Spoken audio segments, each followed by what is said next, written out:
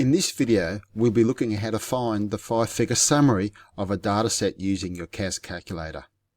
The 5-figure summary is used for when you're drawing box plots, amongst a range of other things as well. In another video, I've shown you a different way of gaining that information on drawing a box plot. So today, we'll just actually determine the 5-figure summary only. As always, I recommend you start with a new document. For that, the home button, 1 for new document, nothing to save, and we want the 4 to add a new list and spreadsheet page.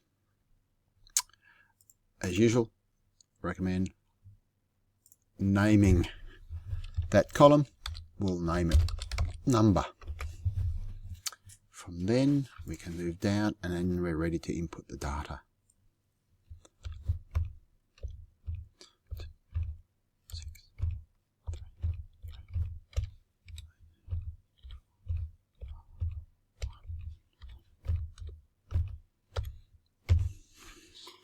Now, it's important that you go back over your data that you've input to make sure that it has been put in correctly and no incorrect numbers put in, which are likely, if there are, that you won't pick them up after this point and you'll get very incorrect summary statistics.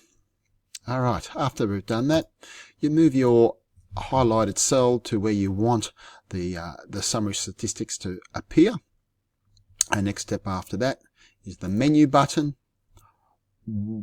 4 for statistics, 1 for stat calculations. We're working with univariate statistics here, univariate data here, so 1 again for our 1 variable statistics. OK for our number of lists is 1. We highlight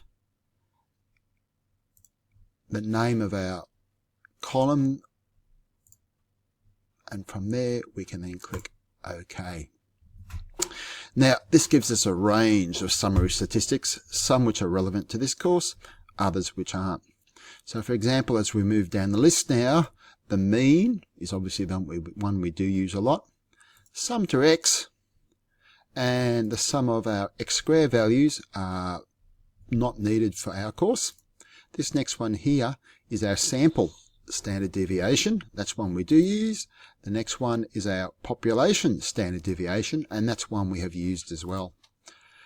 The n value is how much data there is, or data values there is in our data set, and there's 13. And after that, we come up with our 5-figure summary, ready to be transferred across.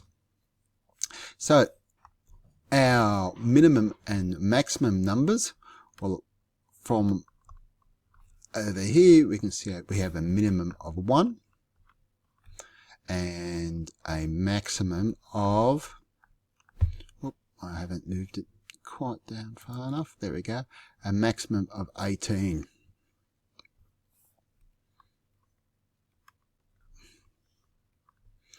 Alright, our median value, which is our Q2 value, over here, our median value is 4. Now our upper and lower quartiles, I'll do the lower quartile first. Q1, our Q1, which is the lower quartile, is 2. And Q3, our upper quartile, is 5.5. Now, if you remember, the interquartile range, IQR, is Q3,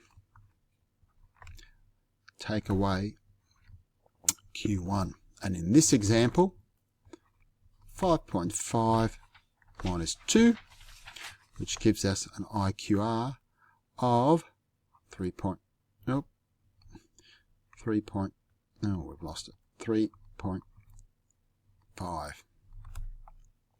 So there you go. How to calculate the 5-figure summary.